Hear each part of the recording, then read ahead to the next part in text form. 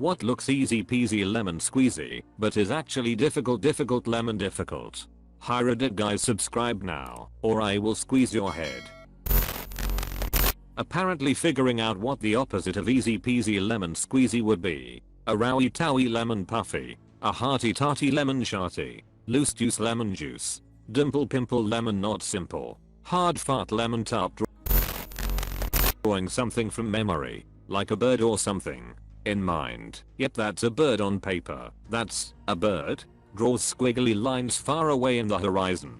Birds. Reminds of the bicycle challenge. Go draw a bicycle from memory right now. Just take a pencil and paper or open paint at this very moment and draw with your mouse. Turns out everyone knows what a bicycle looks like, but almost nobody can draw it correctly without looking it up before. Well, everybody gets too caught up trying to draw the mechanical bits, but you don't really need them to convince your audience that it's a bike.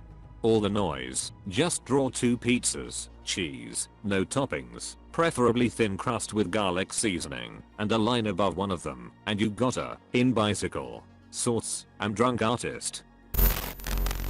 Maintaining friendships from high school / college after you graduate. People get so busy with work and starting their own families that friendships get put on the back burner. You stop talking to someone for a few months, then it suddenly hits you that you're no longer friends with the person. Reach back out though. Everyone understands, and I've rekindled and kept in touch intermittently with so many amazing people. Yes, we are not best friends who talk every day, but if shit went down I could give them a call, and vice versa, and when we do get together it's a great time. Your good friends will understand that life happens. Text them on birthdays. See them once or twice a year. People with kids gravitate to other people with kids, and us childless adults generally stick with each other. People grow up and move on, but your true friends will still reach out because they miss you. I find being cool with their kids, dealing with them as if they were family, extremely helpful in maintaining healthy relationships with friends that have them.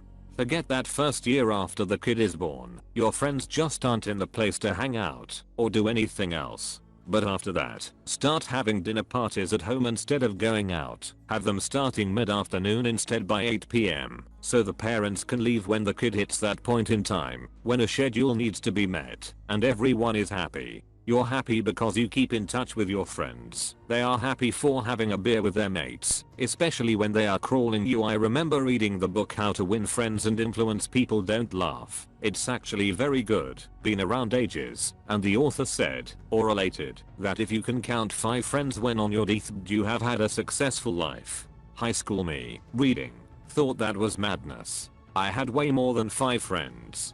5 is easy. Here to tell you, as you get older, it is not easy at all. Certainly you will know a lot of people that you are friendly with, but real friends, the kind who would lie down in traffic for you, those are real hard to find.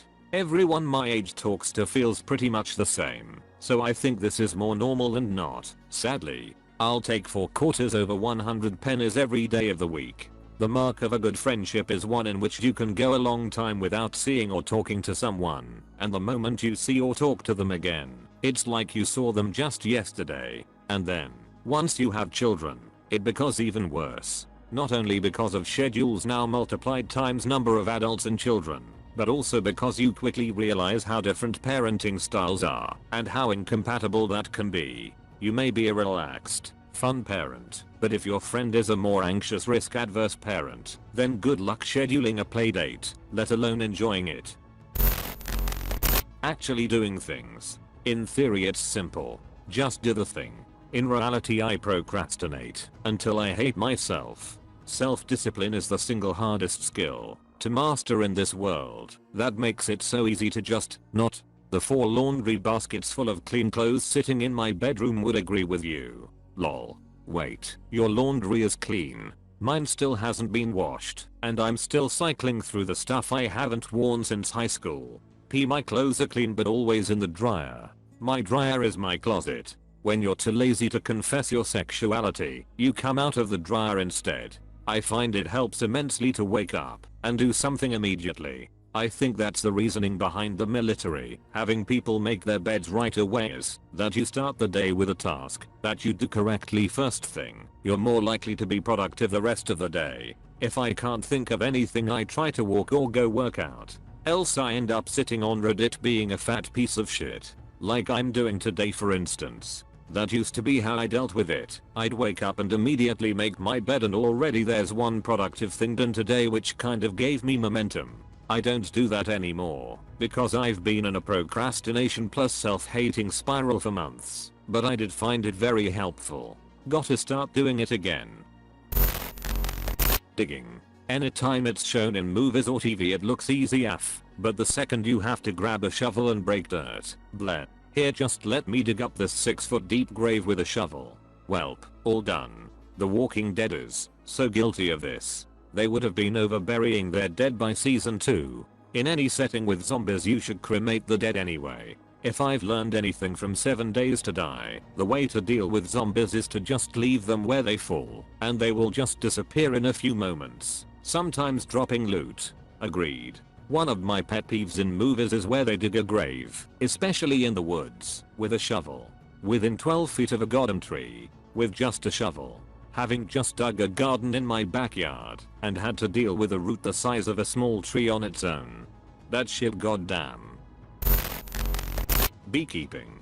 You see videos of these old dudes in their veils, and beekeeping suits, and it makes it seem so relaxing and easy. Turns out that bees aren't so good at finding enough food on their own, and they can get sick really easy, and in the winter they can mold. Have you ever seen moldy bees? Sometimes they are not even dead. It's still worth it though. Edit. Thank you so much, fellow beekeepers. I didn't have time to answer a lot of the questions, and in looking through the questions, I saw a wonderful, beautiful community bringing awareness and knowledge. Also, obligatory thank you for the gold. I'm glad my plight with bees has garnered so much attention, and I really appreciate the insightful knowledge that is being shared here. The biggest problem are varroa mites. If you're a beekeeper, your bees do have mites. The only question is how many. I hear about too many well-meaning people who want to save the bees, but don't want to put evil chemicals into their hives, and then the mites and the viruses they carry kill the bees their first winter. Make no mistake, if you don't actively manage your bees they will die. And before they do, they will make a last-ditch effort at survival by abandoning their disease-infested hive and flying away, frequently into somebody else's hive, and massively infecting their bees too late in the season to do anything about it. I had a friend who lost a hive that way. Edit. I have received word that the mites have breached Australia's defences. Source: hobbyist beekeeper. I use a wheelchair, and people usually don't believe me when I say that getting around can be difficult, because many of them think that pushing a wheelchair is easy. They literally tell me this. The thing is, when you use a wheelchair all day, and it is basically your only means of transportation, it looks more natural. This becomes a problem when I point out accessibility problems. They often don't believe me because they see how I can navigate and assume that it's easy just because I make it look easy. And your arms gotta be ripped by now. My arms went from flab to fab in the first 2 months I had to use my wheelchair. On the downside, my legs did the opposite. Doctors hate him for this one weird trick. Get absolutely shredded following this crash course. My dad was in a wheelchair most my life, and he made it look super easy most the time. Buff arms, and didn't like to get pushed anywhere. But I also remember places with small ledges that were hard for him, and an apartment I once lived in where he could never come inside because it was a full flight of stairs up with no elevator.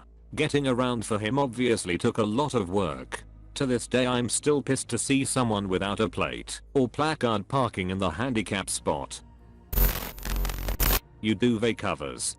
You hard. Edit. Harlocrap. I thought it was just me that had lifelong problems with them. RIP inbox, and massive thanks for the gold and silver. I get in the duvet like a mole and grab and pull until everything is layered pancake perfect, then I crawl out. What the? I just washed our duvet cover today, and I'm totally gonna do this in like a half an hour. I'm also pretty high and it sounds super fun, so I hope I'm not disappointed. Edit. It was fun, but not super effective. I was trying to do it on the bed and there wasn't enough room and my wife was getting annoyed and the dog jumped on me while I was in there. Hopefully next time yields better results. I lay the cover flat on the bed and hold the top 2 corners of the comforter.